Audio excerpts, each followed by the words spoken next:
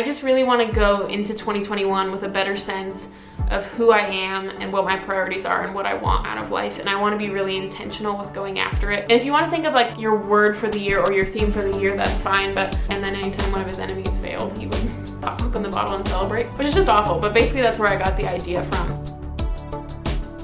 Everybody, 2020 is coming to an end. I know that everyone is so stoked about this. I'm getting really stoked about it. I'm getting really stoked about the new year and new goals and new motivation.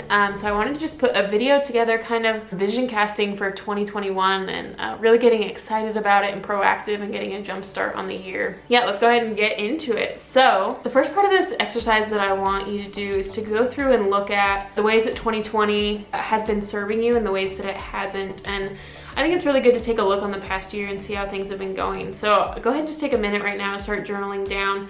What are some things that you did that you didn't really like and that you don't want to take into the new year? Maybe some habits that you have or some ways that you spend your time or some people that you spend your time with. And then I want you to go ahead and think about what are some things that you did do this year that you really thought was great. Maybe you picked up some new habits this year or some new friends. And what are some things that you did well this year that you really want to take into the new year? I think it's really important to kind of appreciate where you've been before you go into a new place, because part of the cycle of building a habit, the final piece of it is reward. And you really have to give yourself a pat on the back and really be like, yeah, I really accomplished something for it to really make sense. So yeah, just take a minute, just kind of review where you've been in 2020. Okay, the next part of this exercise, so we've been to the past. We looked in the past at 2020. Now what you're going to do is compare where you currently are to where you would like to be. So this is an exercise I actually got from Lavender, and some people actually draw this. Like if you're really artistic, you might enjoy this, but to actually visualize honestly where you are now, physically, emotionally, in your relationships, financially, how you spend your time, how you are with social media and technology, really where are you right now,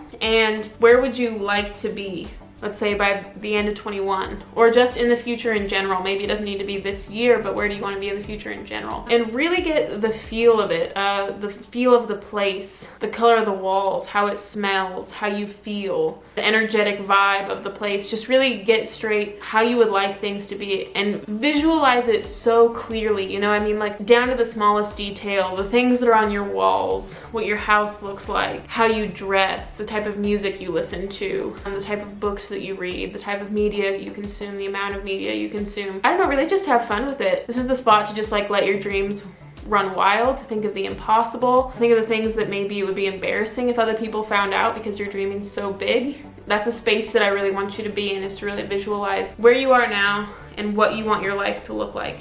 And then go into a time of kind of analyzing the differences between the two. Once you do this exercise, it's actually really easy to see the difference between current you and future you, and the action steps become readily apparent. Okay, so the next thing, once you've kind of seen future you far out and current you, I want you to pick, I think sometimes yearly planning it's kind of a big commitment, and sometimes by the time you get in toward the end of the next year, you're a really different person. But I think quarterly goals are really important. So I want you to think of a word for the quarter.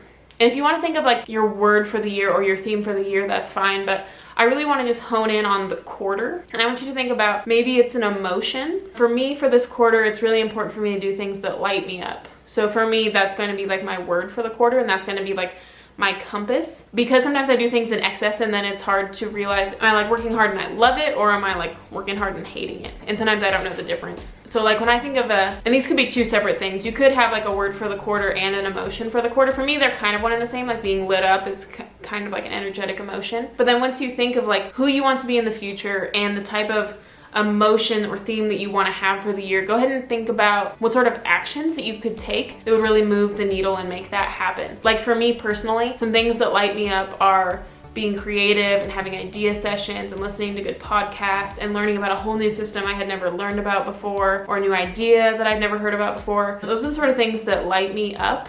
And so I want to try to schedule those sorts of things into this quarter. Based on your priority for the quarter, what are you going to prioritize? So you're going to say yes to things that are more like this and say no to things that are not like that. So then this is where you're going to do a brain dump. I want you to write down, just for the next quarter, so January, February, and March, what are some things you want to do? These could be bucket list things, goals you want to accomplish, people you want to hang out with, things you want to try, books you want to read, just anything that you would like to do in the next 3 months. It could be fun, maybe not, maybe it's a way you want to challenge yourself. But I want you to go ahead and just write down anything you can think of. Just start writing down a brain dump of things that you would like to do in this next quarter, where you'd like to be by the end of the quarter, maybe in your business or in your personal life. Maybe you want to hang out with certain people this many times, or you want to feel lit up. So you write down things that make you feel lit up. And so then what I want you to do is you're going to write these down on sticky notes. I want you to narrow it down to 8. So a quarter is about 12 weeks. It's about 12, 13 weeks. And so I want you to narrow it down to just 8 things of that big brain dump that you wrote down, because when you write down too many things, there's no priority, and then there's a high likelihood that things aren't going to get done. But I want you to pick just 8 that are really important to you. And so I want you to write each of those things on a sticky note. So you're gonna have like your 8 main things that you want to accomplish by the end of the quarter. You're going to write them each down on a sticky note. And I want you to hang them up where you will see them regularly. So maybe these could be on your bathroom mirror or on the fridge. I think I'm going to put my sticky notes on a whiteboard, but I'm going to have these 8 things written down. And I think what I'm going to do is I'm going to buy like 8 confetti poppers. And then each time I get one of the things done, I'm gonna like set off the confetti to like celebrate that I got this thing done. I got this idea sort of, I'd heard from, this is a completely different thing, but I had heard of Dave Portnoy. He would write one of his enemies' names on a bottle of champagne, I think, and then anytime one of his enemies failed, he would pop open the bottle and celebrate, which is just awful, but basically that's where I got the idea from. So I want you to put up like your 8 things that you want to accomplish for the quarter, and then attached to those, I don't know, maybe you could put a $10 bill next to them, or underneath it you could have like something that you want, or I think, like I said, I think I'm gonna do like the confetti poppers and maybe money to go out for a drink or something. So maybe I'll put like confetti poppers and like $10 to go out for a drink or something, and then just celebrate every time I do one of those things, because then it completes like the habit reward cycle. So yeah, so I think that's what I'm gonna be doing. I just really wanna go into 2021 with a better sense of who I am and what my priorities are and what I want out of life. And I want to be really intentional with going after it. And I think the best way to do that is to go quarter by quarter and make sure that we get things done. So let me know if this exercise was helpful. Thanks so much for watching, guys. Bye.